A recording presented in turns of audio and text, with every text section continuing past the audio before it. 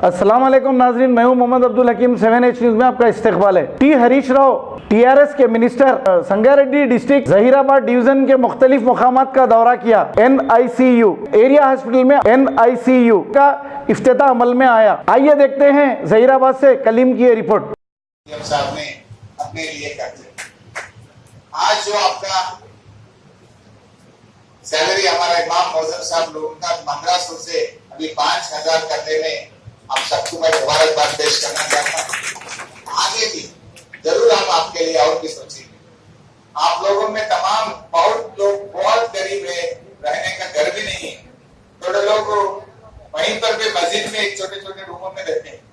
तो आगे हम जरूर आपको डबल बेडरूम मकान भी जो गरीब है उन लोगों को हम दिलाएंगे। और अपना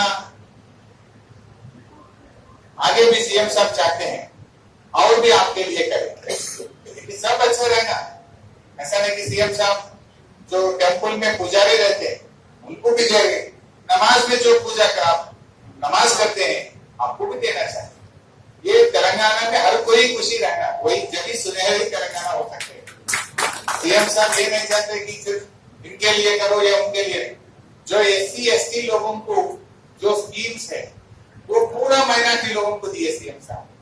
स्कॉलरशिप भी होने दो, बच्चों को गवर्नमेंट से जो स्कीम कॉर्पोरेशन के लोन देते हैं, जो सीविंग मशीन देते हैं, जो भी स्कीम अपने स्टेट में है जो SC ST के लिए दे रहे हैं, पूरे स्कीम माइनॉरिटीज को भी देना चाहिए। दे रहे हैं सीएम साहब ने असेंबली में ऐलान करे, अमल भी करना शुरू करे। तो ऐसे अब बोले तो बहुत कुछ स्कीम है, क्या क्या कर रहे हैं अपने सरकार, टाइम नहीं है। 7H न्यूज आपकी आवाज।